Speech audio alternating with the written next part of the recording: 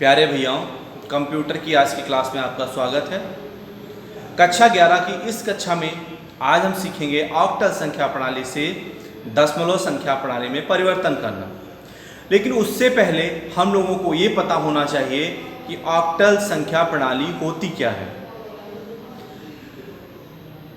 ऐसी संख्या प्रणाली जिसमें 0 से 7 तक के अंक का प्रयोग किया जाता है उसे ऑक्टल संख्या प्रणाली कहते हैं।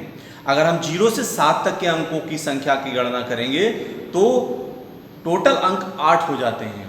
इसी प्रकार से जो दशमलव संख्या प्रणाली होती है उसमें 0 से 9 तक के अंकों का प्रयोग किया जाता है और उनकी संख्या टोटल 10 होती है।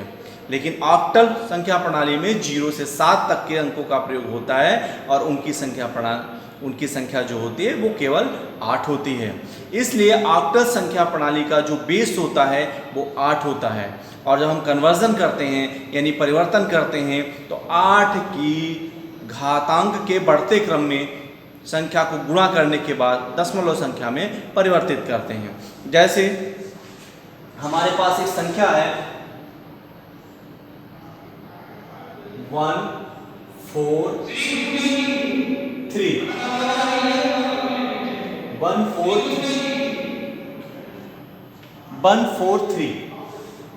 143 में क्या होता है,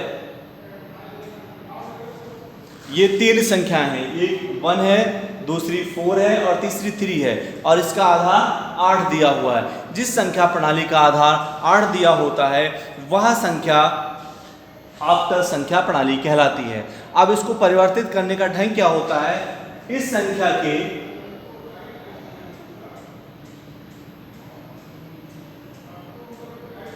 प्रत्येक अंक का मान यहां पर निकाल लेते हैं और संख्या के प्रत्येक अंक का जो अंकित मान होता है वही संख्या होती है 3 4 1।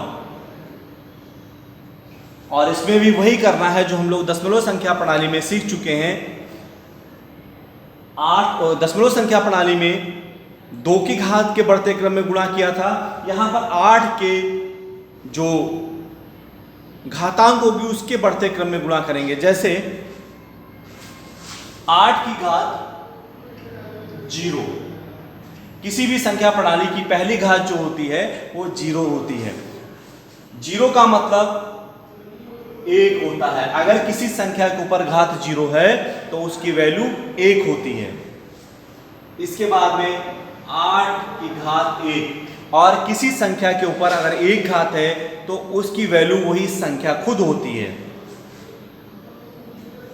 8 की घात 2, अगर किसी के ऊपर घात 2 है तो इसका मतलब होता है उस संख्या को उसी संख्या से 2 बार गुणा करना। तो 8 की 8 से गुणा करते हैं तो आता है आपका 64। इसके बाद देखिए 8 की घात 3 का मतलब होता है 8 से 8 को 3 बार गुणा करना, अर्थात जिस संख्या के ऊपर 3 घात लगी होती हैं उस संख्या को उसी संख्या से 3 बार गुणा करते हैं। तो 8 को 3 बार गुणा करेंगे आपका 512 आएगा। इस तरह से ये घातांक बढ़ते क्रम में चले जाएंगे।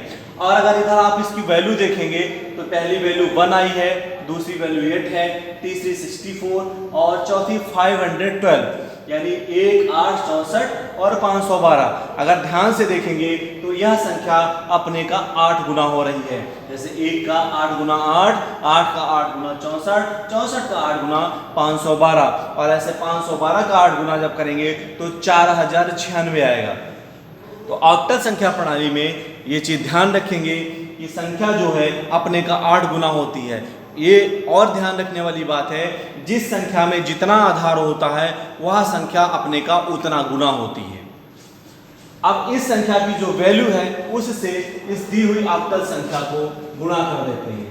1 8 64, जो भी गुणनफल आता है सामने लिखते हैं। 3 कम 3, 8 चक्कू 32, 64 कम 64 और आए हुए गुणनफल को जोड़ देते हैं। 4 2 6 3 9 और 6 3 9, जोड़ने पर आपका 99 आ रहा है, अर्थात इसकी जो दशमलव वैल्यू है वो वो संख्या की 99 है।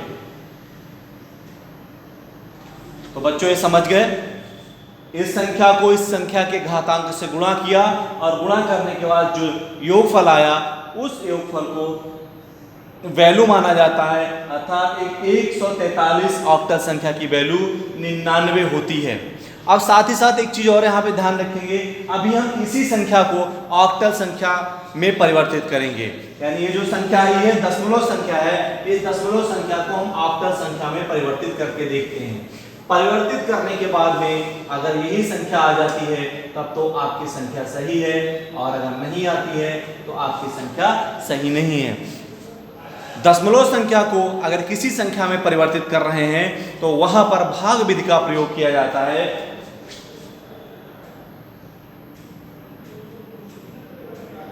इधर उसका जिस पद्धति में कन्वर्जन कर रहे हो उसका बेस लिखा जाता है, सामने संख्या लिखी जाती है और साथ ही साथ लास्ट में शेषफल लिखा जाता है।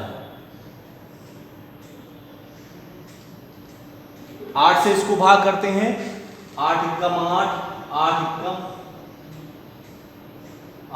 8 बचा 19, 8 दूनी 16,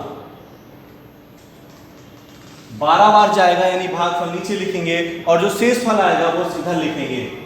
12 × 96 होता है, 96 से लेस करेंगे तो यहां पर हमारा 3 बचेगा।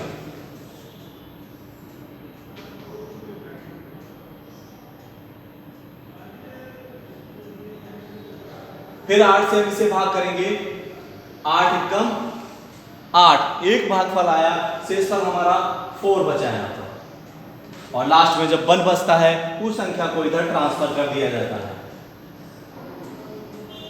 जो भी यहाँ पर शेषफल आता है उसको नीचे से ऊपर के क्रम में लिखते हैं, और जब हम नीचे से ऊपर के क्रम में लिखेंगे तो हम देखते हैं वही संख्या 143 यानी 143 हमको आंसर में प्राप्त हो रही है। तो प्यारे बच्चों, दोनों प्रकार का ये हमने आपको करके दिखाया कि ऑक्टल से दशमलव में कैसे परिवर्तित करते हैं और दशमलव से ऑक्टल में कैसे परिवर्तित करते हैं। इस विधि से आप कुछ और उदाहरण करके देखेंगे। अगर कोई समस्या आती है तो फिर हमसे कांटेक्ट करके उस समस्या का निराकरण कर सकते हैं।